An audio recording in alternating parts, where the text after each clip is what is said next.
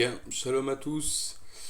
Aujourd'hui, je voudrais vous partager une pensée, une constatation de ce qu'on peut voir. Euh, et puis, je vais essayer de développer un peu ce que le Seigneur me révèle, le positionnement dans lequel le Seigneur m'a mis. Et je souhaite vous partager vraiment euh, comment expliquer ça avec Israël, ce que ce qu'on doit voir normalement en tant qu'enfant de Dieu et notre positionnement dans tout ça, etc. etc. Enfin bref, il y a la ligne directrice, c'est Israël, bien entendu, mais on va apporter quelques petits points. Donc je laisse vraiment le Seigneur parler à ma place. Cette pensée m'est venue une fois que j'ai terminé ce livre-là. Un livre assez court, assez facile à lire, La solitude d'Israël. Donc c'est un livre qui a été écrit par Bernard-Henri Lévy et qui parle de l'après 7 octobre. Il y a des détails, je vous invite à il coûte pas très cher, il doit coûter 10 euros je crois, un truc comme ça, 17 euros. À mon avis, vous pouvez le trouver même sur Amazon ou quoi que ce soit. Au début du livre, il y a des détails qui sont très sanglants parce que ça a été un des premiers à être, enfin un des premiers. Il a fait partie des journalistes qui ont tout de suite été sur place sur les kibbutz qui ont été attaqués le 7 octobre. Donc il est arrivé le lendemain et il décrit notamment ce que lui, il a pu assister, ce qu'il a pu voir de ses propres yeux. Et je vous garantis qu'il y a des passages qui sont extrêmement durs. Et en lisant les lignes qu'il a mis, on se rend compte de qui c'est le Hamas et ce qu'ils ont fait, notamment pour les femmes.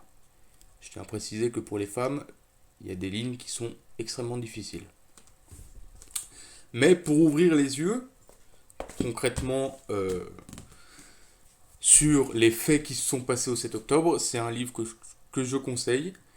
Et une pensée me vient, par exemple, il y a quelque temps, on a eu une magnifique épopée de pro-Palestine, Greta Thunberg, etc.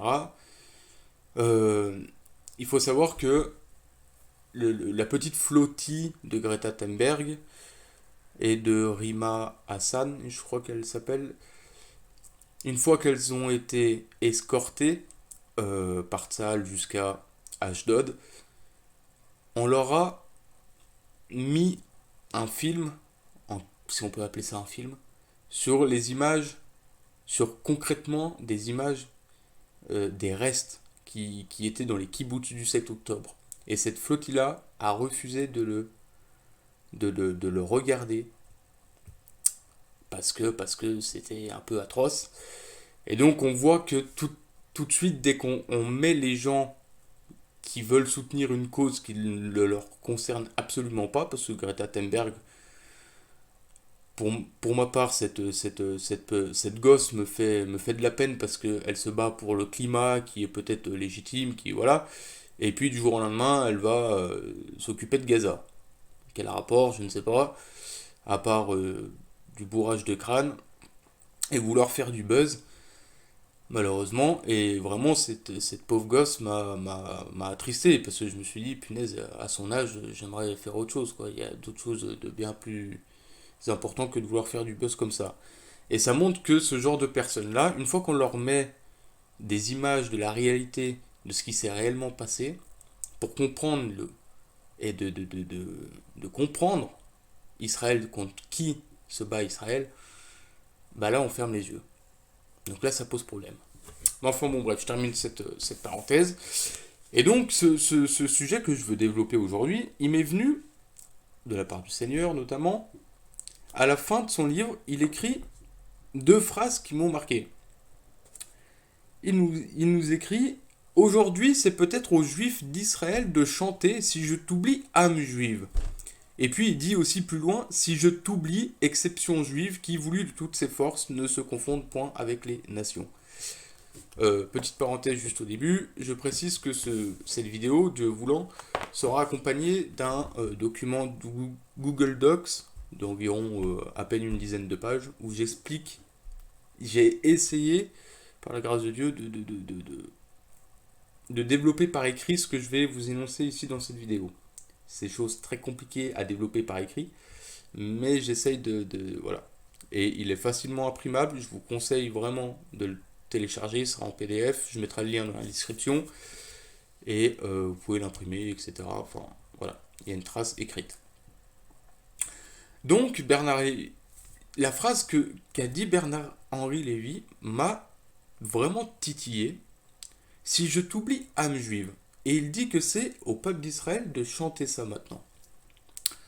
Et quand j'ai lu ces lignes-là, alors j'ai eu des pensées sur la restauration d'Israël qui me sont venues, notamment des prophéties, des textes bibliques, notamment Ézéchiel 36, où on voit tout le retour d'Israël sur sa terre.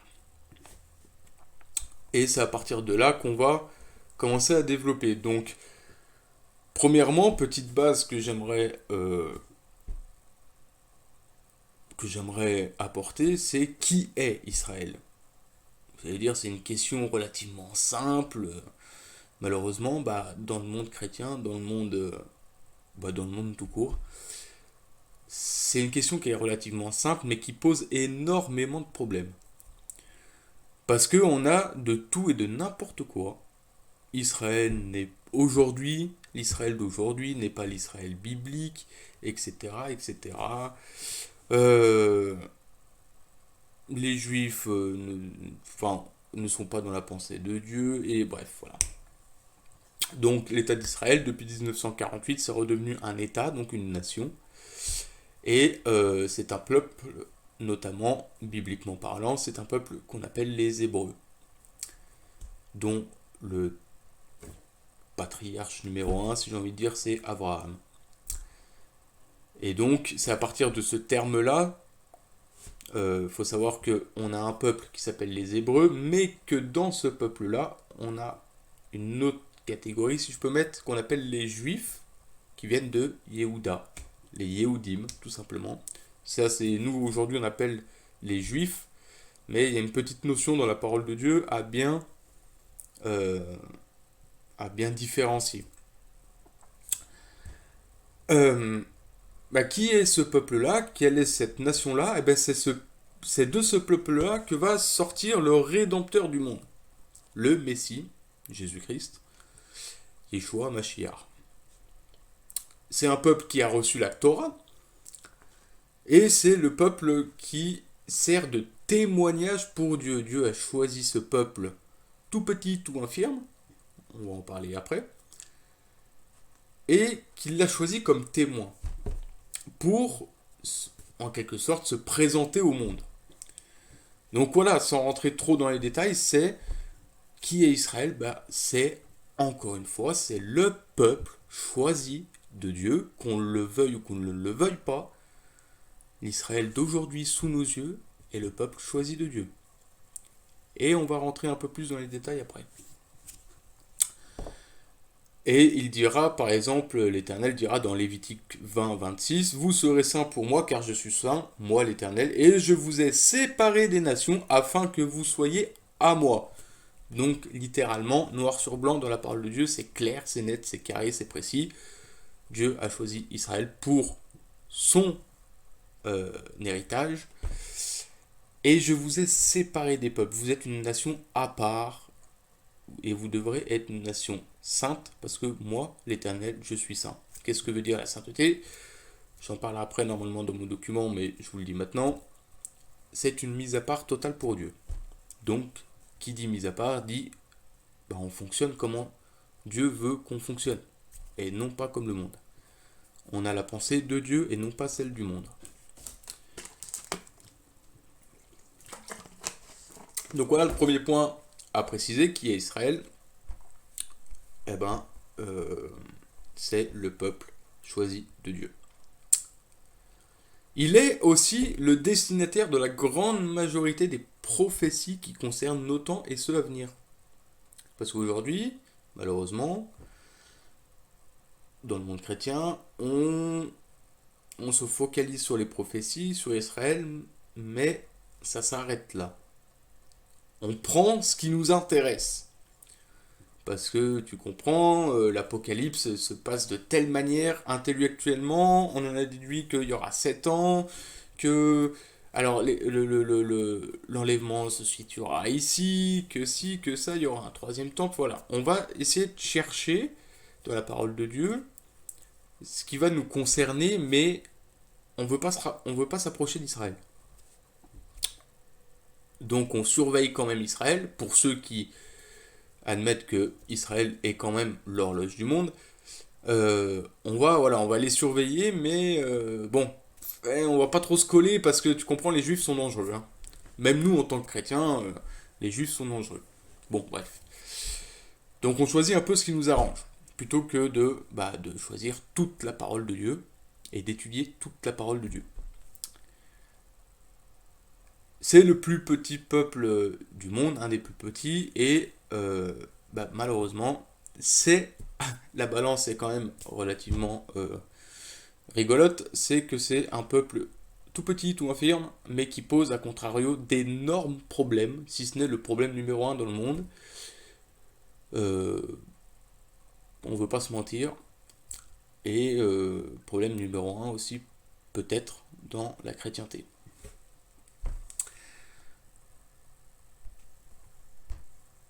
Donc, pour revenir à la pensée que je veux aborder. Donc, l'auteur de ce livre-là nous dit, voilà, si je t'oublie, âme juive. Alors, qu'est-ce que c'est l'âme juive?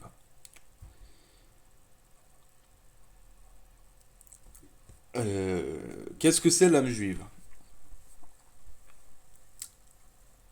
Je tiens à préciser, dès le début, que les propos que je vais énoncer maintenant, c'est en aucun cas une condamnation, un jugement envers Israël. Je ne me le permettrai pas, surtout pas, parce que je pars du principe que nous déjà, en tant que personne devant Dieu, on a déjà beaucoup à travailler sur nous-mêmes, et qu'on n'est pas irréprochable, loin de là. Donc en aucun cas je jugerai et condamnerai le peuple d'Israël. Mais ce que je vais apporter là maintenant, c'est un état de fait. Et c'est ce qui va nous amener à comprendre la pensée de Dieu. Parce que c'est ça que je veux développer aujourd'hui.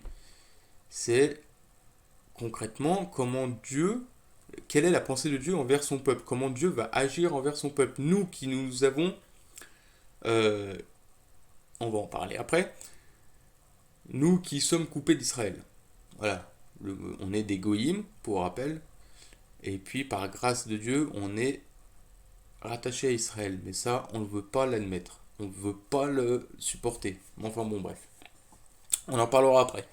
Donc qu'est-ce que c'est l'âme juive? Si on regarde Israël aujourd'hui en tant qu'État, que nation, que pays qui est légitimement reconnu par l'ONU. On est bien d'accord. Depuis 1948, c'est un pays comme les autres. Petit sourire, c'est que à l'époque, quand ça s'est passé, tout le monde a crié c'est la prophétie, le peuple d'Israël revient sur la terre, c'est la fin des temps, etc. Patati patata. Tout le monde était dans la joie. Je parle dans le monde chrétien. Et aujourd'hui, je pose cette question, est-ce que c'est toujours le cas?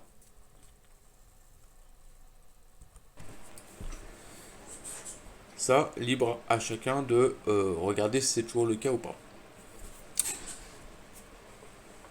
Et donc, cette âme juive,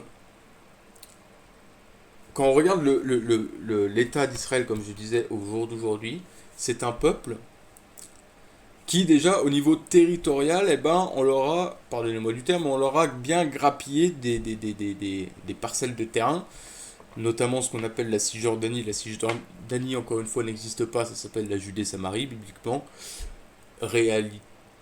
Dans la réalité, dans la vérité, voilà.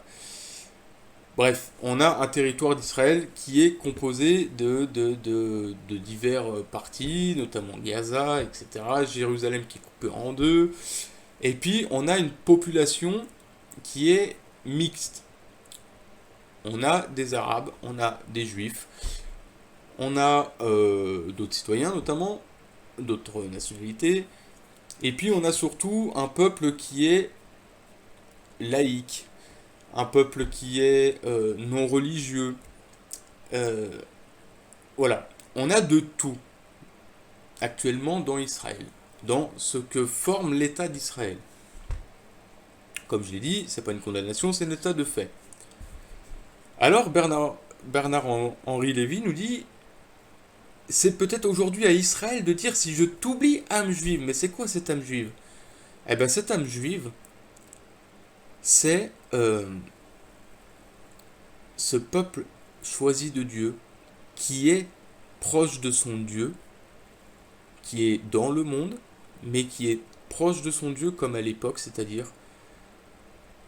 qui est selon le cœur de Dieu, c'est-à-dire religieux, plongé dans la Torah, dans le Tanakh, qui voue un culte à Dieu en fait. Pour moi, cette âme juive, c'est ça. C'est ce qui forme véritablement le peuple de Dieu, c'est-à-dire un peuple qui est nourri de la parole de Dieu, qui est nourri de la présence de Dieu, qui va vouer un culte à Dieu, que ce soit dans la prière, que ce soit dans... Ben, malheureusement, on n'a pas de temple, donc on peut pas... Voilà, puis on va pas parler d'une Messie maintenant, on va en parler après. Mais forcément, il n'y a pas de temple, donc il n'y a pas de sacrifice, etc. Il n'y a pas d'offrande. Mais voilà,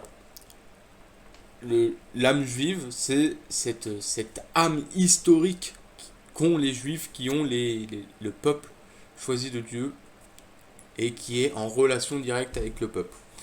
Donc, comme je l'ai dit, actuellement, ça pose problème.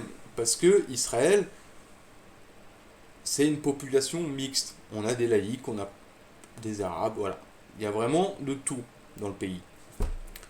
Et si on regarde bien dans l'histoire, le Tanakh, la Torah, nous montre, notamment le livre de Josué et le livre des juges, nous montre une des erreurs qu'a fait le peuple. Il faut savoir, on revient à la base pour comprendre. Parce que c'est important, vraiment, et je vous invite à le faire, à revenir à la base de la Torah, de l'histoire d'Israël, pour comprendre vraiment ce qui va nous aider à mieux comprendre le plan de Dieu. Quand Dieu a fait sortir le peuple d'Israël de Mitzraïm, d'Égypte, il a dit voilà, je vais vous conduire dans le pays que j'ai choisi pour vous. C'est pas les hommes qui ont choisi. Ah bah tiens, ce pays il a l'air d'être bien, on va le choisir. Non, au contraire, le peuple d'Israël ne voulait pas rentrer dans le peuple. C'est ce que nous dit la Torah, nous dit ils avaient peur des Cananéens, etc. Et voilà. Et puis l'Éternel, bah forcément, l'Éternel a dit non mais les gars, je serai avec vous, faut que vous croyez, faut que vous ayez la foi en moi. Un des problèmes de toute l'histoire d'Israël, malheureusement, voilà, ils sont humains, ils sont comme nous tous, ils ont besoin de la grâce de Dieu. Et donc l'Éternel leur dit voilà, j'ai choisi tel pays pour vous, vous y allez, mais par contre, une condition. Tu vois là, tous les peuples qui sont dans le pays de Canaan, vous m'éradiquez tout ça parce qu'ils sont en abomination devant moi. Et petit à petit, la parole de Dieu nous dit très bien, petit à petit, vous allez conquérir le pays en détruisant tous les idoles, tous les peuples idolâtres qui sont présents. Et surtout, vous ne laisserez aucun mal vivre au milieu de vous. C'était les ordres, les ordonnances de Dieu à son peuple. Le livre de Josué et le livre des juges, notamment, nous montrent bien que malheureusement le peuple d'Israël n'a pas entièrement écouté Dieu et a laissé vivre ces peuples impies au milieu d'eux. Il y a une règle dans toute la parole de Dieu, c'est que toutes les erreurs des hommes ont des conséquences.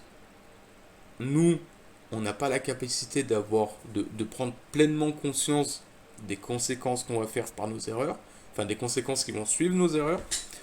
Mais Dieu, voilà, avec Dieu, c'est un principe fondamental, c'est que si je vous demande d'obéir, et si vous n'obéissez pas, il y a des conséquences. Et les conséquences, vous n'avez même pas conscience de ce qui peut arriver. Abraham, lorsqu'il il a couché avec Agar, il n'avait pas conséquence du tout de ce qu'allait se passer des siècles, des millénaires après. On a encore les conséquences aujourd'hui. Et donc, ce qu'on voit, ça c'est une, euh, c'est une réflexion personnelle que je vous apporte. Ce qu'on voit au jour d'aujourd'hui, dans l'État-nation d'Israël mixte, pour moi, c'est une des conséquences encore de la désobéissance d'Israël. Et là, les critiqueurs vont dire ah ben c'est bien fait pour eux. Bref. Donc on voit que,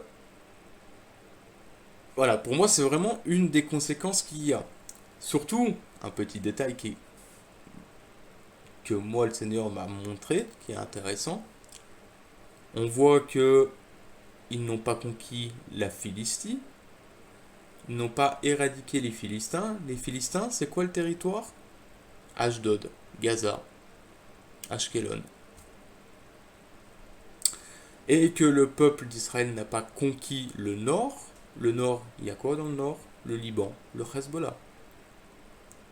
Alors je ne dis pas que ce sont les héritiers des Philistins, et etc. Ce n'est pas ça que je dis. Mais par contre, il y a une chose que le Seigneur m'a montré. Mais dit, regarde bien. Le peuple, mon peuple, a désobéi. Il n'a pas conquis tel et tel territoire dans le nord et la côte ouest, enfin la côte méditerranéenne. Regarde les conflits qu'on a depuis qu'Israël est revenu sur sa terre en 1948. C'est exactement les mêmes lieux. Ce qu'on voit depuis le 7 octobre, ça vient de où? De Gaza. Le Hezbollah vient de où? Du Liban. Sachant que le Liban fait partie du territoire premier à Israël, à Abraham. Bref. Donc voilà cette notion intéressante. Et je vais lentement parce que, encore une fois, si on veut comprendre la pensée de Dieu, comment Dieu agit avec son peuple, il faut qu'on revienne à la base. Et donc voilà, donc aujourd'hui, en résumé, on a cette population mixte. Et là, ça pose problème.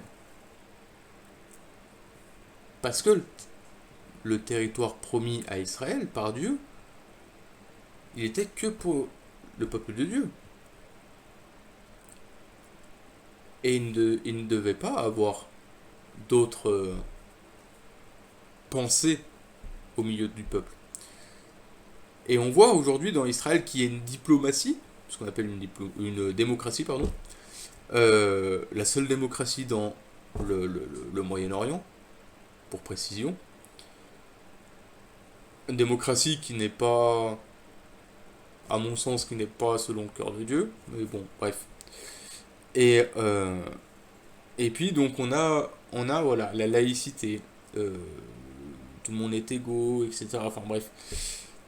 Et on a l'humanisme du monde. Donc, tout ça, pour moi, ce sont tout ce qui forme l'État-nation d'Israël au jour d'aujourd'hui. En fait, Israël a laissé, pour moi, rentrer la pensée du monde au sein de son peuple. Ils ont laissé voilà, la laïcité, l'humanisme, etc. Et donc là, ça pose problème au milieu du peuple. On voit, bien avant le 7 octobre, qu'il y avait notamment des conflits entre les laïcs et les religieux. Et pourquoi? Pourquoi il y a des conflits? Bah oui, forcément, des religieux qui sont attachés à la Torah, qui sont attachés à Dieu, et puis à côté, vous avez d'autres membres du même peuple qui ne veulent pas, euh, qui ne veulent pas servir Dieu, etc. Donc forcément, il peut y avoir des tensions politiques, etc., etc. Et là, l'auteur du livre, justement, nous dit, c'est peut-être aujourd'hui à Israël de chanter si je t'oublie, âme juive. Si j'oublie mon passé, si j'oublie le pourquoi du comment je suis sur terre. C'est quoi mon âme juive? C'est le service divin, c'est je suis le peuple de Dieu, donc je dois être proche de mon Dieu. Et c'est à partir de ce moment-là qu'on va commencer à discerner le plan de Dieu pour son peuple.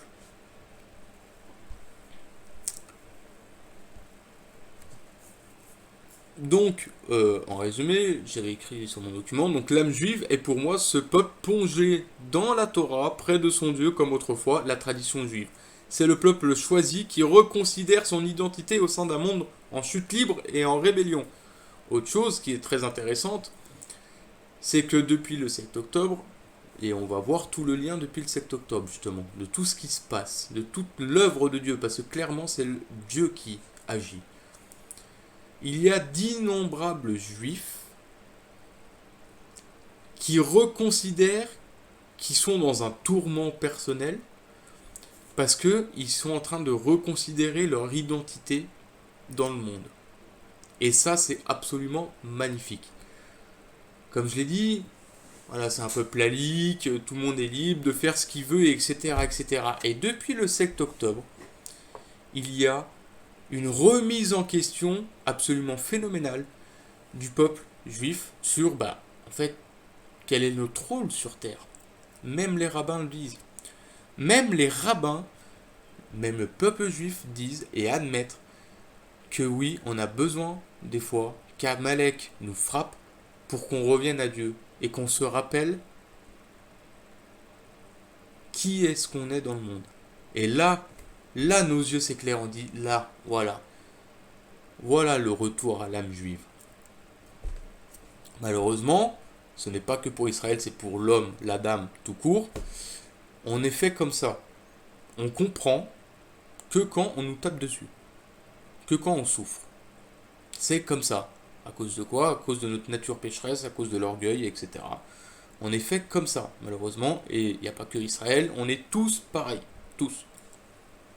Hein, dans la parole de Dieu, Dieu nous dit bien, je châtie ceux que j'aime. Oui, mais pourquoi tu les châties? Parce que je vous éduque, mais pour que vous compreniez et que vous appreniez, il faut que vous ayez un peu bobo. C'est comme un enfant qui va apprendre à marcher, s'il tombe pas, il va pas apprendre. Voilà, on a un exemple concret depuis le tout jeune âge comment l'être humain fonctionne malheureusement. Donc depuis le 7 octobre, on a cette remise en question du peuple juif et surtout on a le retour du peuple juif dans sa terre. L'Alia, j'ai cherché juste vite fait un chiffre vaguement, parce que je ne me suis pas cassé la tête à aller fouiller vraiment tous les chiffres qu'on donne, mais depuis le 7 octobre, The Time of Israel dit selon les données de l'agence juive et du ministère israélien de l'Alia et de l'intégration, le nombre de dossiers d'Alia déposés a augmenté d'approximativement 430% en France depuis les attaques du 7 octobre et le début des représailles d'Israël. Comme le disent les rabbins, voilà, on est obligé de se faire taper dessus pour qu'on revienne à Dieu. On a une alia phénoménale, une œuvre que Dieu fait dans les cœurs. Et malheureusement, si on regarde par exemple en France, aux États-Unis, dans tous les pays où il y a un certain nombre de juifs, l'antisémitisme a explosé depuis le 7 octobre. Mais si on veut aller plus loin, c'est à travers cet antisémitisme-là que le peuple se tourne vers son pays et qui veut revenir dans son pays. C'est comme ça malheureusement, parce que clairement beaucoup le disent, on n'est plus en sécurité en France. Les synagogues sont attaquées, sont taguées, tu vas dans la rue avec une kippa, on risque de te balafrer juste parce qu'on hait les juifs. Donc voilà, tout ce mal qui se déferle, en fait c'est Dieu qui accomplit son œuvre pour que son peuple retourne dans son pays et qu'il revienne vers lui. Et là on va toucher quelque chose qui est difficile, vraiment difficile à comprendre pour le monde chrétien. On croit qu'un juif, pour revenir à Dieu, il faut qu'il se tourne vers son Messie directement. Du jour au lendemain, il faut qu'un juif dise « Ah, j'ai reconnu mon Messie, c'est Yeshua Mashiach. » Voilà. Et là, on veut lui dire, nous, en tant que chrétiens, on a fait quoi pendant des siècles? On va lui dire « Ok, c'est super, magnifique. Ah ben maintenant, t'es plus juif, t'es chrétien. » Quoi? Bah oui, t'es chrétien. Oublie la Torah, oublie le judaïsme. T'es chrétien. Et là, on va toucher, je vais essayer d'aller un peu plus vite, le sujet qui coince. Donc, comme j'ai dit, voilà, ce retour à l'âme juive, c'est ce retour à Dieu, à la Torah, ce retour religieux du peuple juif qui n'était pas religieux et qui n'était pas non plus dans la terre d'Israël. Petit texte vite, comme ça, dans la parole de Dieu, à travers les prophètes, Dieu nous dit quoi? Revenez vers moi de tout votre cœur et je reviendrai vers vous. C'est ce que nous dit Dieu concernant son peuple. Donc, on retourne à la base de l'histoire aussi pour comprendre ce qui coince entre nous, chrétiens, goïm, parce que nous sommes des goïm, hein, bibliquement parlant, nous sommes des goïm, et le peuple juif. On retourne à la base. On a la première venue du Messie. Le Messie, par la grâce de Dieu, accomplit son œuvre.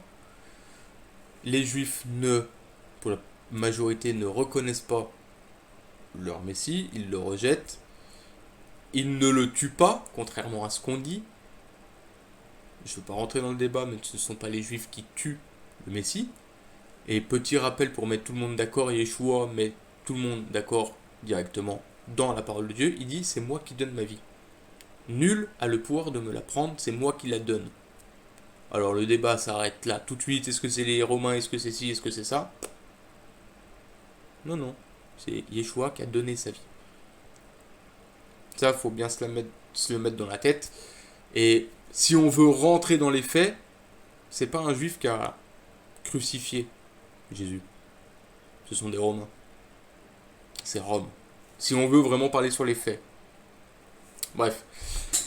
Fin de la parenthèse. Et donc, qu'est-ce qui s'est passé depuis? En l'an 70, on a le sac de Jérusalem, la destruction du temple, et le peuple est exilé en diaspora pendant 1900 ans. Et c'est là qu'il faut comprendre ce qui s'est passé. Qu'est-ce qui s'est passé chez nous, dans les Goïm, qui avons, par la grâce de Dieu, où est-ce que je l'ai mis? Mon texte de Romains. Il est pas là, bon, je l'ai pas sous les yeux. Bref. Qu'est-ce qui s'est passé depuis l'an 70, depuis la diaspora? Le monde chrétien a fait plein de réformes et puis on a coupé totalement nos racines. C'est un fait, c'est comme ça, c'est clair, net et précis. Celui qui ne veut pas l'admettre, il est dans l'erreur. C'est aussi simple que ça. On a coupé nos racines pendant des siècles. Pendant des siècles et des siècles, on a réformé l'Église, on a fait plein de choses de différents. On a eu des dogmes différents, des ismes différents.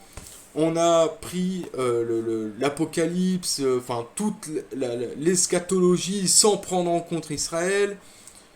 On en a déduit que, à la fin des temps, ça devait se passer comme ça. Et puis, on oublie totalement la cause première. C'est Israël. Voilà ce qu'on a fait pendant 1900 ans. Et puis, arrive 1948. Et moi, j'aime bien cette image. Une boule de bowling qui fait strike. Ça a été clairement ça. Israël revient. Et là, il y a une question qui se pose. Qu'est-ce qu'on fait? Parce que pendant des siècles, on a coupé nos racines. On a même tué, massacré les Juifs.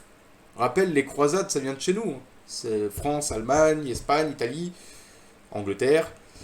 On est allé massacrer des musulmans, les Sarrasins notamment, à Jérusalem et dans tout le Moyen-Orient. Mais sur la route, on est tombé sur des colonies juives qu'on a massacrées. Hein, il faut dire les faits. Le monde chrétien fait ça. Au nom de Dieu, on a fait ça. Parce que Jérusalem est la ville sainte. Alors il faut que nous, chrétiens, on aille à la ville sainte. Mais par contre, sur la route, si on tombe sur les juifs, on les décapite. Et puis, surtout, les juifs, voilà, on ne va pas leur adresser la parole.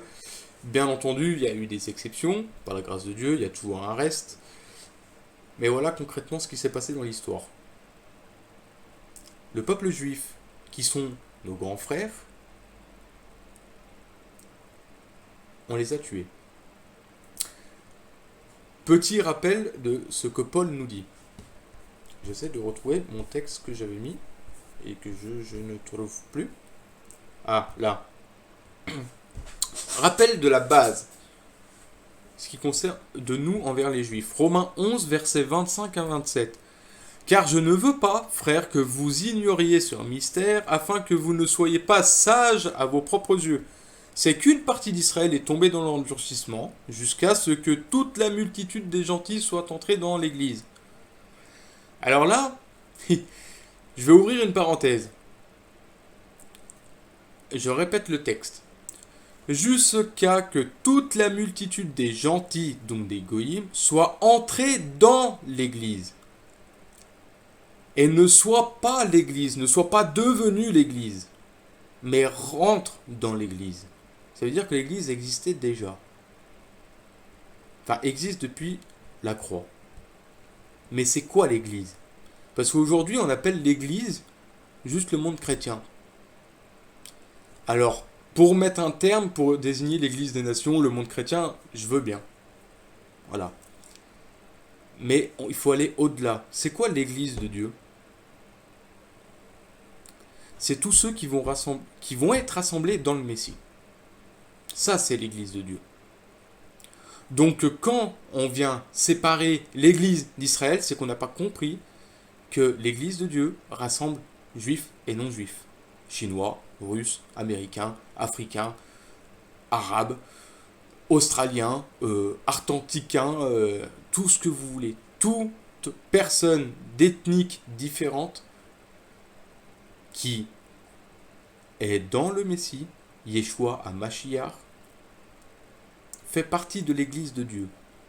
Ça, c'est une base qu'on a oubliée parce que aujourd'hui, donc justement comme on en parle, on a séparé les goïms d'Israël. On a séparé les deux. Donc aujourd'hui, forcément, comme j'ai dit, 1948 arrive comme un boulet de canon. Et là, il y a un problème. Là, il faut qu'on se repose des questions. Et c'est à partir de ce moment-là que ça pose problème.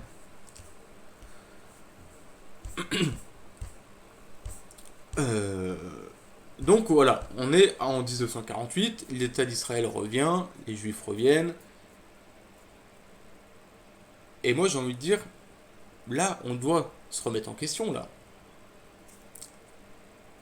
Qu'est-ce qu'on fait, nous qui nous sommes coupés d'Israël? Israël réapparaît par la grâce de Dieu, par l'œuvre de Dieu, devant nous comme ça. Qu'est-ce qu'on fait? Est-ce qu'on va reconsidérer notre positionnement envers Israël? Ou est-ce qu'on continue dans cette séparation et puis on laisse Israël dans leur coin tout seul? Quand on regarde le monde en 2025 au jour d'aujourd'hui, qu'est-ce qui s'est passé? Pour la majorité, il y a toujours eu cette coupure. Et là, on n'est pas rentré dans la pensée de Dieu. On n'est pas rentré dans ce que Dieu nous demande dans la parole. C'est Romain. C'est Paul qui nous dit.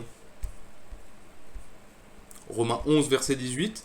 Ne te glorifie pas contre les branches, car si tu te glorifies, surtout n'oublie pas que ce n'est pas toi qui portes la racine, mais c'est la racine qui te porte. C'est-à-dire que tu dépends d'Israël, en quelque sorte. Non, on dépend du Messie, oui. On dépend du Messie, oui. Mais le Messie, il vient d'où? D'Israël. Le Messie, il est quoi? Il est juif. Donc voilà. Donc pendant tous ces siècles qui ont passé, on a eu cette séparation avec les Juifs. Pire encore, qu'est-ce qu'on a fait? On a dit aux Juifs, voilà, c'est ton Messie. Mais le Messie, on en a fait une idole. On a présenté un Messie gréco-romain à un Juif. Et après, l'hypocrisie totale du monde chrétien pendant des siècles, et même encore aujourd'hui, on pointe du doigt les Juifs. Ah, vous êtes incrédules, vous n'avez pas la foi vers le Messie, vous n'avez pas la foi dans le Messie. hop, hop, hop, hop, hop, hop, hop. Arrêtons-nous 2 secondes. Tu vas apporter un Messie gréco-romain, soi-disant qu'on n'est plus sous la loi, soi-disant qu'il a accompli toute la Torah, donc la Torah, on s'en fout, soi-disant que en fait il n'y a que le Nouveau Testament qui nous intéresse et puis bah les prophéties sur Israël. Ah ouais, mais Israël d'aujourd'hui n'est même plus c'est même plus l'Israël biblique. Alors je sais pas comment on fait. Pardonnez-moi un peu le ton, mais voilà, c'est malheureusement c'est un état de fait, c'est une réalité. Et puis bah on va vers les Juifs quand on décide d'aller vers eux. On leur dit bah voilà, Jésus-Christ c'est votre Messie. Le Juif il te regarde, il te dit mais vous croyez que dans la tête d'un Juif il se passe quoi? Tant, moi depuis j'ai l'héritage de la Torah depuis que je suis enfant. Je sers, je suis baigné dans la Torah. J'ai le service de Dieu, le seul et unique vrai Dieu. Le Dieu, combien de fois dans la parole de Dieu c'est marqué le Dieu d'Israël? C'est pas le Dieu, c'est pas marqué le Dieu des Goïms, c'est marqué le Dieu d'Israël. Et puis toi, tu viens me voir, tu me dis voilà, ton Messie, il est là. Puis les Gréco-Romains, quoi, en fait. Pour que je sois sauvé, il faut que je croie en un Messie, mais que j'abandonne toute la Torah et tout ce que, bah, toute mon identité juive. Y a pas un problème? Il est là le problème. Et l'hypocrisie s'explique par les faits, c'est que on a apporté pendant des siècles un Messie gréco-romain, les Juifs ne croient pas, alors, pardonnez-moi du terme, on insulte les Juifs parce qu'ils ne croient pas. En même temps, encore heureux qu'ils ne croient pas à un Messie gréco-romain. Parce qu'au moins, ils sont pas idolâtres. Donc, concrètement, qu'est-ce qui se passe maintenant en 2025? On a, comme je l'ai dit, un retour du peuple juif, l'Alia, dans la terre d'Israël. Ça, c'est toute l'œuvre de Dieu, et béni soit Akadosh Baruch, parce que il agit sous nos yeux, et quand on a les yeux ouverts, mais c'est une réjouissance, c'est magnifique, magnifique, magnifique, c'est une joie immense de voir ça. Et puis, depuis le 7 octobre, il y a quelque chose qui se produit, et ça qui dérange les chrétiens. C'est que, comme je l'ai dit au début, le peuple d'Israël est mixte aujourd'hui. Laïque, voilà, humaniste, etc., etc. Depuis le 7 octobre, il y a un retour phénoménal à la Torah. Surtout chez les jeunes, il y a des jeunes qui n'étaient pas religieux, qui vont mettre les téphilim, qui vont prier, qui vont aller à la yeshiva, qui vont étudier la Torah, le Talmud, qui vont pratiquer un culte à Dieu, qui vont devenir religieux. Et nous, dans le monde chrétien, ça pose problème parce qu'on se dit, on croit que les juifs, il faut qu'ils reconnaissent leur Messie comme ça. Mais comment peuvent-ils reconnaître leur Messie si déjà ils n'ont pas un côté religieux envers Dieu? C'est une question ouverte que je pose, véritable. Comment, en étant pas religieux du tout, tu peux reconnaître le Messie? Alors oui, le Messie va... Dieu est tout puissant, peut se révéler comme ça. Mais il faut bien comprendre que l'héritage du peuple juif, c'est la Torah. C'est cette, cette place que Dieu a donnée au peuple d'Israël, au peuple juif. Et de voir qu'il y a un retour à la Torah comme ça, c'est tout simplement magnifique. Donc je vais enchaîner maintenant, parce que je suis déjà à 45 minutes. Le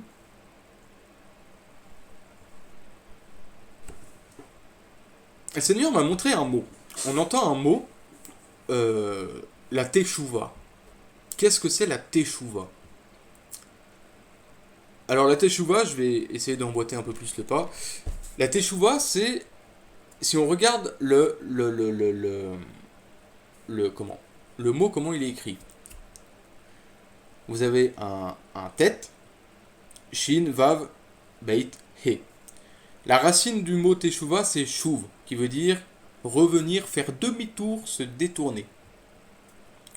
La première lettre du mot, c'est un tête. Le tête, c'est la dernière lettre. Tête, oui. Non, pas le tête, pardon, le tav. Je me disais, il y a un problème. Le tav, la dernière lettre du mot. La première lettre du mot, pardon.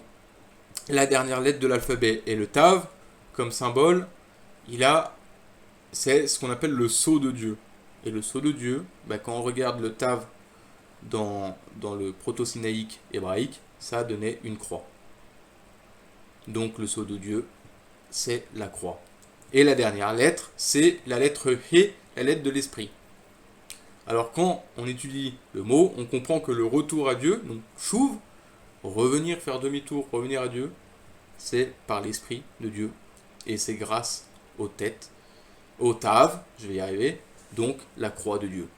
Alors là, on va dire, bon ok, alors les juifs peut-être ils peuvent avoir l'esprit de Dieu, etc. Mais la majorité ne reconnaissent pas le tav, ils ne reconnaissent pas leur messie. Et alors là, le monde chrétien va dire, voilà, ce n'est pas un retour à Dieu parce qu'ils ne reconnaissent pas le Messie. Euh...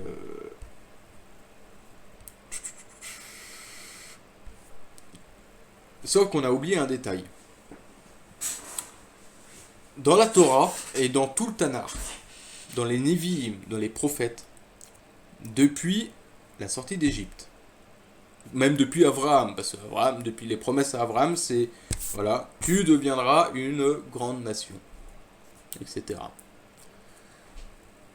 Il y a une chose qu'il faut comprendre, c'est que Dieu parle à Israël en tant que peuple. Il ne parle pas individuellement. Il peut parler individuellement. Mais quand Dieu s'adresse à Israël, il s'adresse à Israël en tant que peuple. C'est ce qu'on voit dans la Torah, c'est ce qu'on voit dans les Nevi'im. Dans les Nevi'im, quand il dit « Revenez à moi », il parle au peuple. Une assemblée, une communauté, un ensemble de personnes. Ça, c'est une base de la parole de Dieu qu'il faut s'imprégner. Parce que c'est ce qui va nous permettre de comprendre comment Dieu agit avec son peuple. Comme je l'ai dit, depuis 2025, qu'est-ce qu'on voit? Depuis 2023, on voit un retour des Juifs dans la terre d'Israël, un retour à la Torah, donc en quelque sorte, on voit un peuple juif, israélien, qui se réforme par la grâce de Dieu, parce que c'est Dieu qui agit. C'est ça le pire, c'est que nous, on ne veut pas le voir, ou on ne le voit pas parce qu'on est aveugle, mais c'est Dieu qui agit pleinement. Et nombre de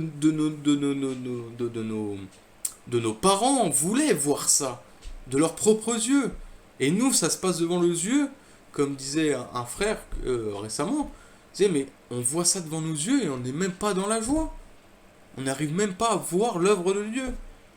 Bah non, parce que depuis le 7 octobre, ce qui s'est passé parallèlement dans l'église, c'est une séparation. Et je vais faire le lien justement avec Israël. Donc, on a ce retour du peuple juif envers Dieu. Et donc, qu'est-ce qu'on voit? On voit le peuple d'Israël qui retourne vers son Dieu. Et là, ça devient intéressant.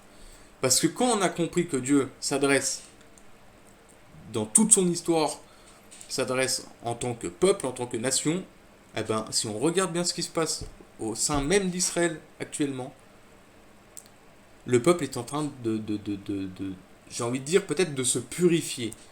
Il est en train de faire le tri. Mais c'est magnifique. On part d'un peuple, comme je l'ai dit au début, on part d'un peuple mixte à un peuple qui petit à petit se retourne vers leur Dieu. Et là, on va comprendre l'œuvre de Dieu avec le Messie et le peuple de Dieu. Voilà, ma phrase. On va comprendre les plans de Dieu pour son peuple avec le Messie. Alors,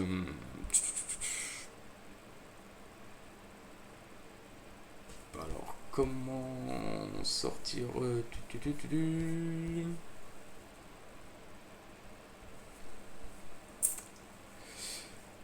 On va prendre un texte dans Zacharie, prophète Zacharie. Zacharie 12, verset 10. Donc là, on est à la toute fin.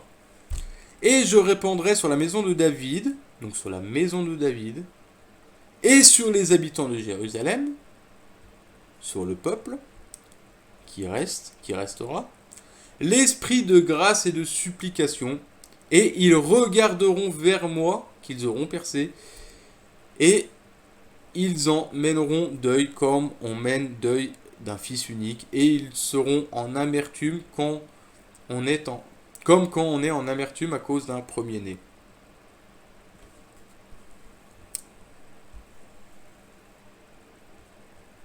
Romains 11, 25,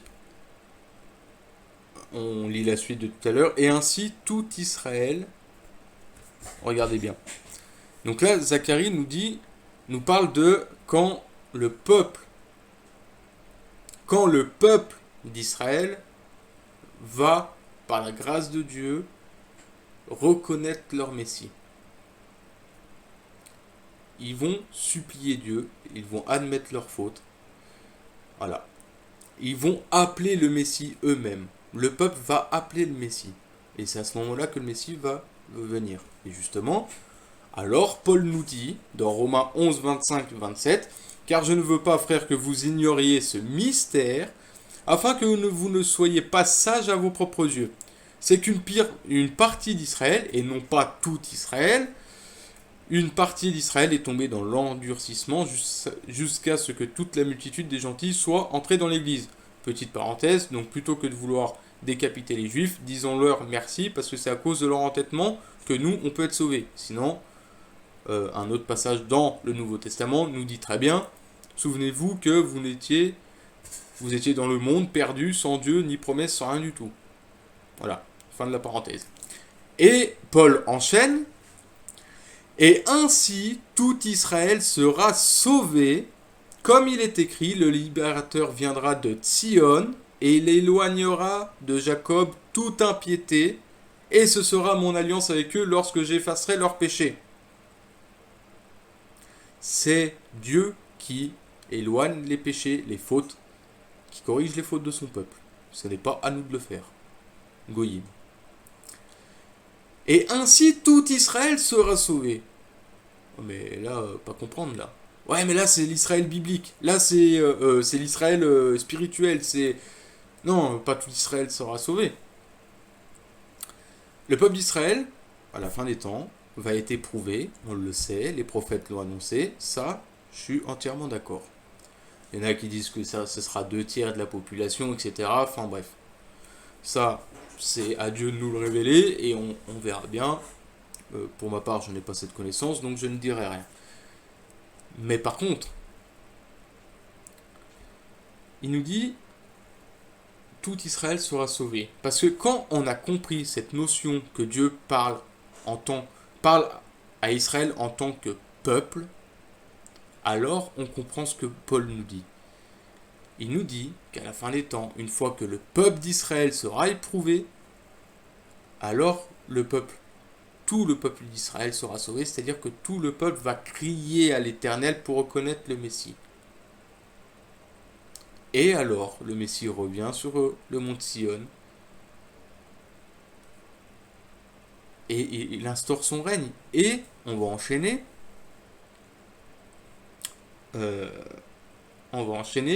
Joël, alors chapitre 3 ou chapitre 4, ça varie selon les versions, versets 1 et 2. Car voici, en ces jours-là et en ce temps-là, auquel je ferai retourner ceux qui auraient été amenés captifs de Juda et de Jérusalem. Je ferai retourner ceux qui ont été emmenés captifs. Donc je ramènerai mon peuple dans sa terre. C'est exactement ce qui se passe sous nos yeux. Donc en ce temps-là, j'assemblerai toutes les nations et les ferai descendre en la vallée de Josaphat, qui veut dire la vallée du jugement. Et là, j'entrerai en jugement avec eux à cause de mon peuple et de mon héritage d'Israël, lesquels ils ont dispersés parmi les nations et parce qu'ils ont partagé entre eux mon pays. Là, il y a une vérité que Dieu nous dit là. Il nous dit que le jugement de la fin des temps, il va rassembler les nations pour éprouver son peuple, pour que son peuple crie à l'Éternel et reconnaisse son Messie, ça d'accord. Mais Dieu nous dévoile aussi comment il va juger le monde. Une partie si je peux dire, de la cause de, de, de, de, comment... ah, j'ai perdu le fil de ma phrase. Entre autres, une des causes pourquoi il va juger le monde. Selon, à cause de mon peuple. C'est-à-dire selon comment vous serez comporté envers mon peuple. Petit rappel, le jugement de Dieu commence toujours par sa maison. Si vous regardez bien, depuis le 7 octobre, l'apostasie a explosé dans le monde chrétien. Et il y a une séparation qui est faite. Il y a ceux qui sont aux côtés d'Israël et il y a ceux qui sont contre Israël. Parce que si vous n'êtes pas à côté, vous êtes voilà, un peu méprisé. Enfin, vous méprisez un peu Israël, quoi. Voilà mon signal d'alarme. Là, ça doit nous sonner, là, ça doit nous interpeller quand même.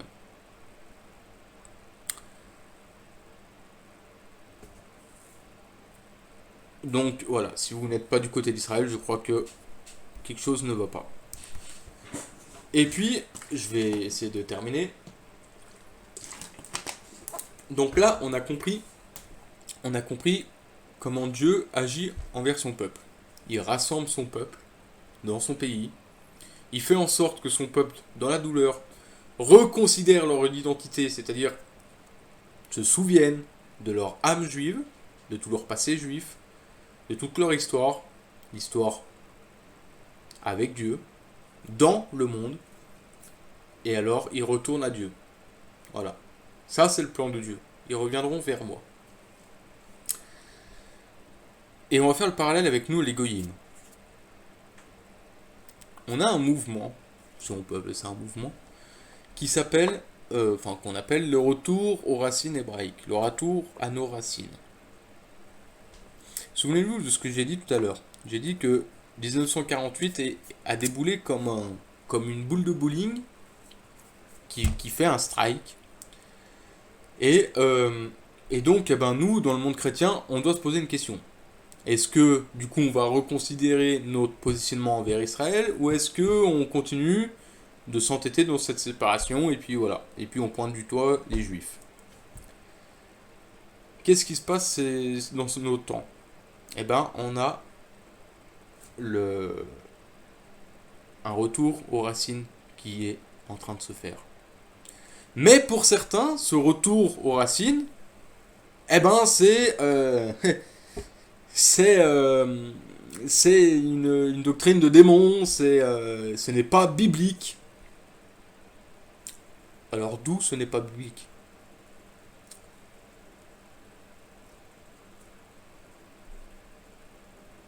Parce que bibliquement, on est rattaché à Israël depuis le début. Donc c'est-à-dire depuis l'an 70, depuis le règne, le ministère de Yeshua sur terre.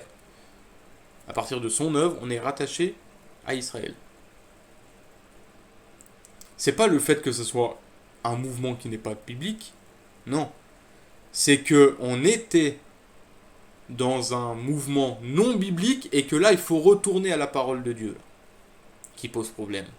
C'est que tout ce qui s'est passé pendant des siècles, il faut s'arrêter, se remettre en cause, demander pardon à Dieu, notamment, priorité, demander pardon au peuple juif également, et retourner à nos racines. Alors,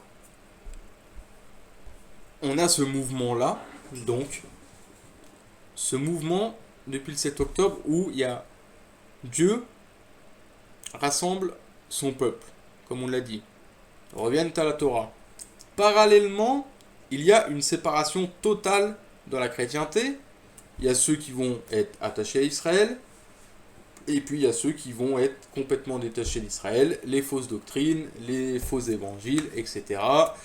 Un Messie qu'on a idolâtré, on s'est créé notre propre Dieu, alors que la parole de Dieu nous dit le Dieu d'Israël, etc., etc. Enfin bref, voilà.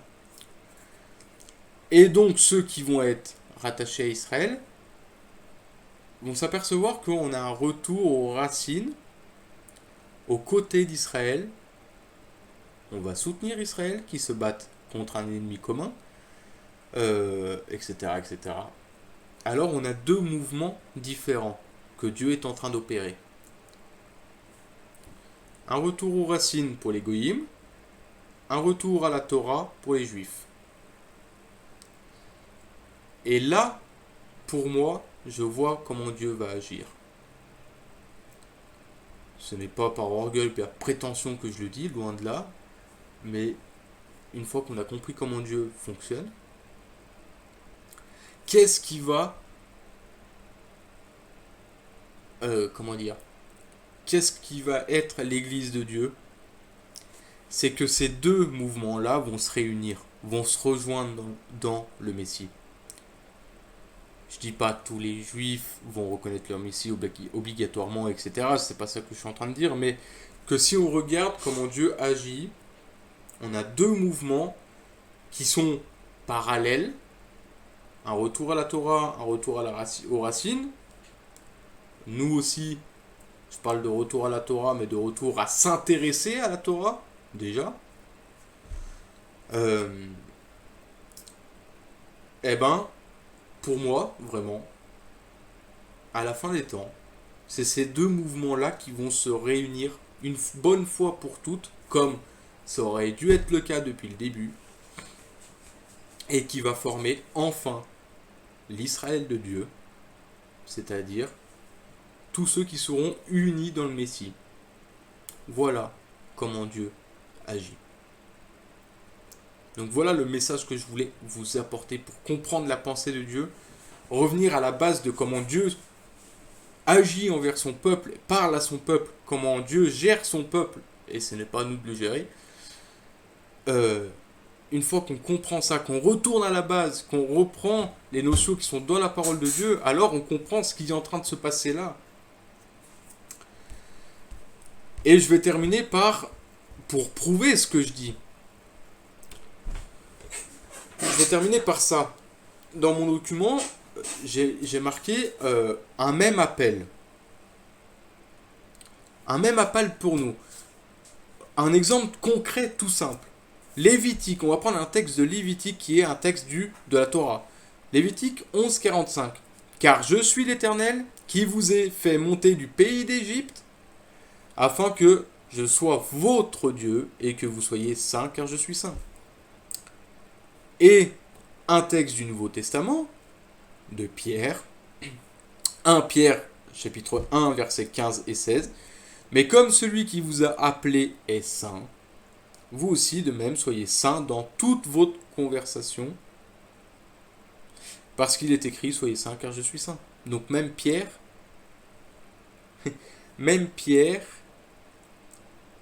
disciple de Yeshua, renvoie à un texte de la Torah. Oui, mais c'est parce qu'il était juif. Et alors, on a un même appel. Que ça soit dans la Nouvelle Alliance ou que ça soit dans l'appel d'Israël, on a un même appel. Quelle différence il y a entre les deux textes?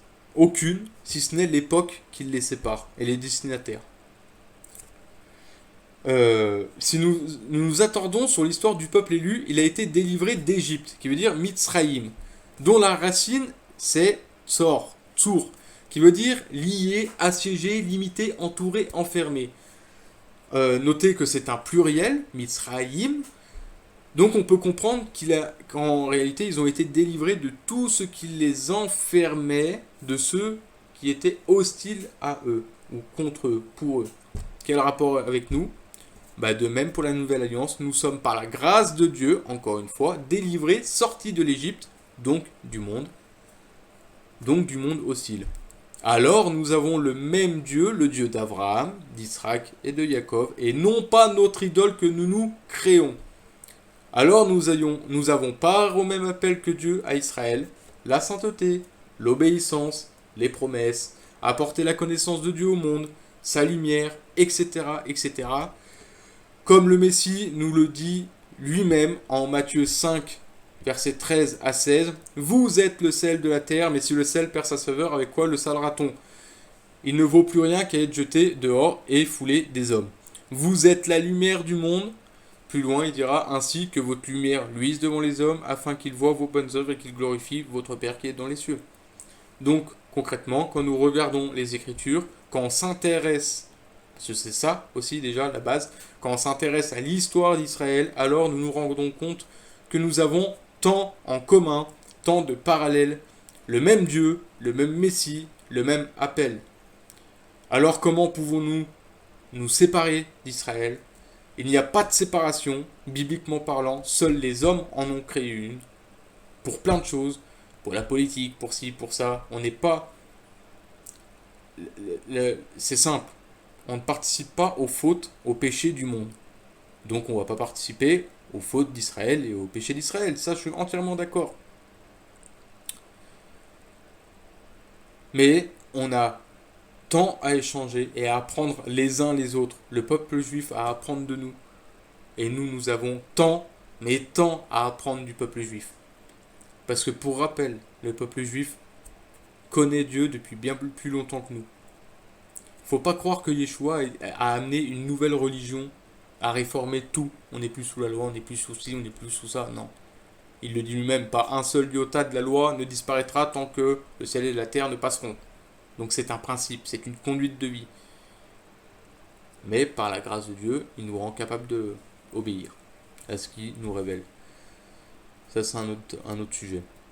On a deux chemins différents, deux pensées différentes, mais qui se rejoigneront à la fin, à la toute fin, enfin, dans le Messie. Donc plutôt que de rester dans cette séparation et de ne pas voir d'être aveugle à ce que Dieu fait sous nos yeux, arrêtons-nous, remettons-nous en cause, demandons pardon à Dieu, demandons que Dieu nous guide dans ses voies. Parce que aujourd'hui, dans le monde évangélique, notamment dans les assemblées, on crie au réveil. Et moi, comme j'ai marqué dans mon document, ouais, le réveil de l'âme. Celui où on va hurler dans les assemblées, se rouler par terre et faire blablabla. Pardonnez-moi du terme, c'est un peu, voilà, et du ton, pardonnez-moi vraiment du ton, mais c'est clairement ça. Sauf que par contre, le doux murmure, le réveil, si je peux dire, spirituel que Dieu est en train de faire au sein des goïms et au sein de son peuple, doux et léger, qui nous interpelle, qui nous dit, toi mon peuple, là, ce qui se passe, regarde. Regarde ce qui se produit dans mon peuple et regarde-toi. T'as pas plus envie d'être près de mon peuple? T'as pas envie de revenir à tes racines, de revenir dans l'hébreu, de revenir à la Torah, de vouloir comprendre la Torah par le Messie? Demande à ton Seigneur de te révéler de qu'il te révèle sa parole pour que tu l'appliques à ta vie, pour que tu sois de plus en plus saint, de plus en plus purifié. Ainsi tu seras l'épouse sans tache, sans ride, etc., etc. Voilà, le doux murmure de l'esprit. Mais il faut qu'on apprenne à écouter Dieu et qu'on admette que pendant tout et qu'on admette qu'on a vraiment une repentance à faire, qu'on a coupé nos racines et qu'aujourd'hui Dieu nous dit il faut revenir à vos racines. Parce que vos racines que vous avez coupées pendant des siècles, vous n'avez pas compris, vous n'avez pas saisi le plan, la volonté que j'ai. Mon Église, mon peuple. Aujourd'hui, on dit, tel message. Malheureusement, dans le texte, et ça, c'est le Seigneur qui m'a vraiment révélé, il n'y a pas si longtemps. Avant, on disait, voilà, j'étais pareil. Quand j'écoutais des enseignements, etc., on me disait, on allait prendre un texte biblique et on disait, par exemple, ce texte biblique, il est pour Israël. Il ne concerne pas l'Église. Alors moi, je me suis posé la question, je dis, ouais, mais c'est quoi que tu appelles l'Église? Église des nations. Alors, pardonnez-moi, mais je vais dire une chose. Si vous voulez des textes qui s'adressent à l'Église des nations, entre guillemets, bon courage pour en trouver dans la parole, parce que vous n'en trouverez pas beaucoup. Pourquoi? Parce que on n'a pas saisi ce qu'est l'Église, selon Dieu. Pourquoi? Parce qu'on s'est coupé d'Israël. Et quand vous avez des textes comme Ézéchiel 36 qui nous disent je mettrai en vous un cœur nouveau et je ferai un esprit nouveau et je ferai en sorte que vous respectez mes ordonnances, ça on va dire c'est pour Israël. Va plus loin. Cherche à connaître Dieu. On est dedans. Ça c'est l'alliance du Messie, c'est grâce à l'œuvre du Messie. Son esprit qui est en nous. Ces ordonnances, on est en plein dedans. Oui, Israël, la majorité d'Israël doit encore découvrir, vivre cela.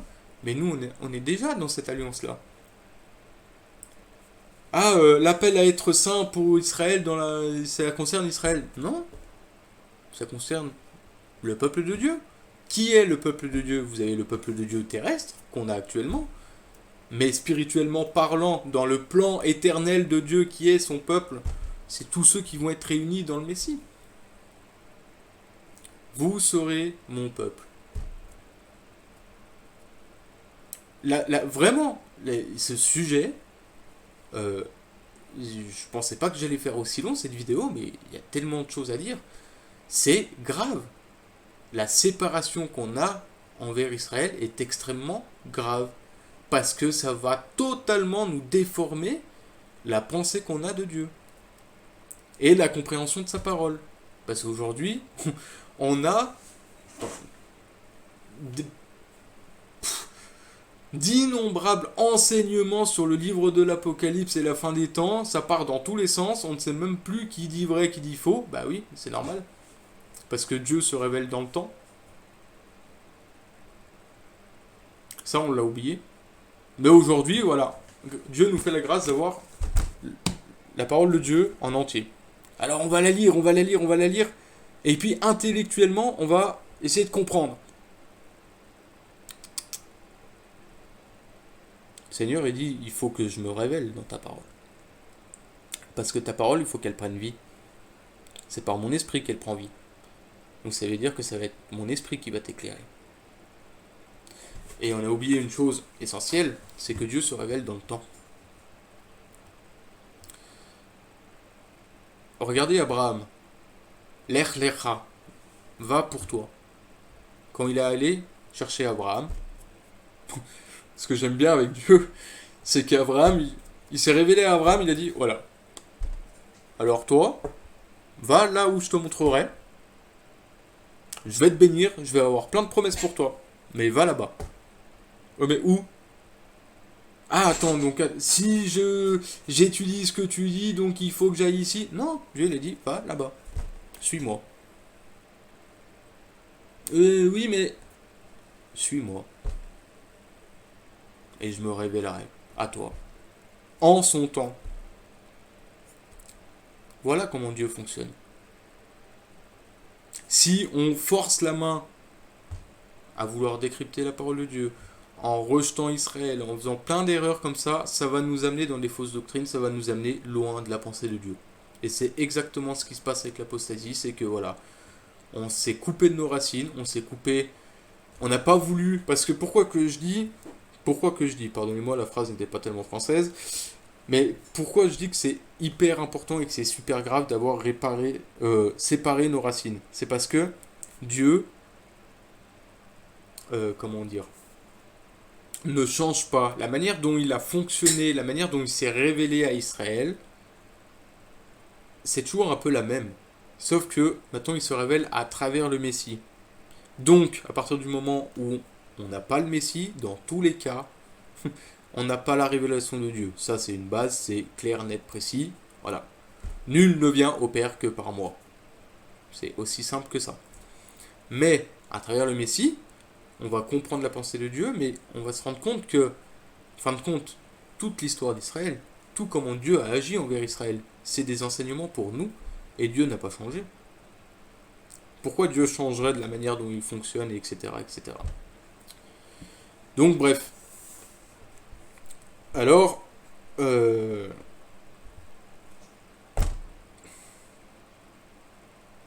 chose en conclusion, et je vais terminer là. Une chose est certaine, c'est que nous sommes dans des temps difficiles où Dieu agit. Il sépare et il rassemble. Oui, il sépare et il rassemble. Je crois sincèrement, et ça c'est une conviction, que le rassemblement est exclusivement rattaché à Israël. Israël, en tant que peuple, en tant que nation, oui, l'Israël qui est sous nos yeux est l'Israël biblique, en tant que peuple. Dieu se révélera à son peuple, agira en son peuple, notamment pour le Messie, etc. Mais soyons, arrêtons de critiquer, de condamner les Juifs, mais soyons à leur côté, à leur écoute. Prions notre Seigneur, notre Dieu, qu'il ouvre des cœurs, parce que le pire c'est ça, il y a d'innombrables Juifs aussi qui reconnaissent le Messie de plus en plus. Ils ont cette ouverture de cœur de la part de Dieu. Et c'est à ce moment, c'est dans ces temps-là que Dieu aurait, je veux pas dire aurait besoin de nous, parce que non, ça voudrait dire que Dieu, non, c'est pas ça que je veux dire, mais Dieu veut qu'on soit participant à ça. Allez près de mon peuple. Allez pas leur dire un Messie gréco-romain. Non. Étudiez la parole, retournez à vos racines. Le Messie va se révéler dans sa parole, dans ses racines juives, hébraïques. Et alors ça, comment le Messie va se révéler à vous, ça vous pouvez l'apporter à mon peuple. Parce que là, mon peuple va connaître. Là, il va dire, par exemple, Ésaïe 53. Tous des textes, des prophéties qui sont accomplies, etc. Mais si on coupe nos racines, c'est normal que le peuple juif ne reconnaisse pas son Messie, notamment. C'est entre autres à cause de nous.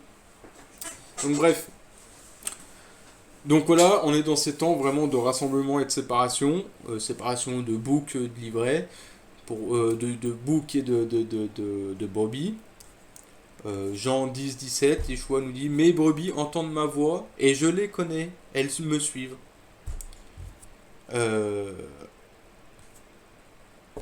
Voilà. Et puis, je vais terminer par un petit texte que j'apprécie. Tous ceux qui disent, voilà, alors, pour être dans le Messie, il faut plus qu'on soit juif, il faut pas judaïser, il faut pas ci, il faut pas ça. Paul nous dit quoi? Romains 2, verset 29. Mais celui-là est juif qu'il est au-dedans, et la circoncision est celle du cœur, selon l'esprit et non selon la lettre. Et la louange de ce juif ne vient pas des hommes, mais de Dieu. Qui est juif? C'est celui qui est dans le cœur. Celui qui est la circoncision du cœur. Donc tous ceux qui disent non, il ne faut pas être juif, si vous êtes dans le Messie, vous êtes juif aux yeux de Dieu, si je peux dire. Je ne veux pas trop développer, mais c'est juste un terme, je voulais terminer parce que c'est les mots qui titillent qui posent problème. Mais Dieu te regarde comme juif. Tu es circoncis de cœur. Et là, on va dire, ah non, non, non, si, Paul nous le dit, c'est... Voilà, celui qui est véritablement juif, là, il disait ça à des juifs qui disaient, voilà, je suis juif parce que je respecte... Enfin, je suis les ordonnances de la Torah et tout, machin, alors que Paul nous dit, non, mais tu es incapable de le faire. Au contraire, le juif, le véritable juif, c'est celui qui est circoncis dans le cœur. Et qu'est-ce que la circoncision du cœur? C'est le nouvel esprit, c'est toute cette nouvelle alliance dans le Messie. Donc tous ceux qui sont dans le Messie sont juifs, selon Dieu. Voilà, bref.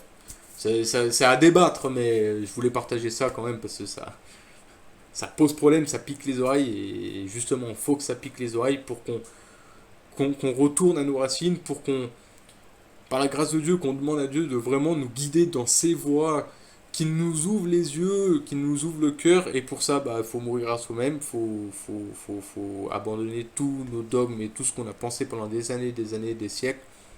Mourir à soi-même. Et que Dieu se révèle dans sa parole pour qu'on la comprenne, pour qu'on la vive. Et alors là, on s'aperçoit de toutes les œuvres de Dieu. Et là, on ne peut que se réjouir avec le peuple de Dieu. On ne peut que se réjouir. Donc voilà, je vous invite vraiment à avoir cette ouverture de cœur. Je terminerai sur ça et je vous dis donc shalom à tous, que Dieu vous bénisse et que Dieu vous éclaire. Et que Dieu vraiment Je prie vraiment, Père éternel, que pour tous tu connais les cœurs. Tu m'as fait la grâce tu m'as donné cette grâce-là d'être au milieu, entre ton peuple, entre le monde chrétien, à, à regarder des deux côtés, à se dire, punaise, il se balance des cailloux en pleine figure, mais alors que dans ta pensée, dans ton cœur, tu veux que tout soit un, tout soit érade dans le Messie. Que nous apprenions chacun des uns des autres. Et je te prie vraiment, Père, que nous te demandons pardon. Nous te demandons pardon pour ce qu'on appelle l'Église des Nations, d'avoir rejeté, d'avoir coupé nos racines envers ton peuple. Pardonne tous ceux qui ont ce rejet de son peuple et de ton peuple. Et je prie vraiment que tu déverses sur eux un esprit de repentance, qu'ils tombent à genoux, qu'ils te demandent pardon, et que tu leur ouvres par ta parole, par ta révélation, pour ta gloire, que tu leur ouvres vraiment leur cœur, leur esprit, leurs oreilles, qu'ils se tournent vers toi et uniquement vers toi, qu'ils se détachent des hommes et de tout ce que enseignent les hommes, mais qu'ils retournent à toi. La teshuva, c'est ça, Père, que tu m'as montré, c'est ce retour à Dieu. Par le Messie, mais par l'Esprit de Dieu. Cette teshuva. On a tant besoin d'une teshuva dans le monde, vraiment. Même au sein de ton peuple, on a besoin d'une teshuva. Pour ta gloire, Père, je prie que ton nom soit béni.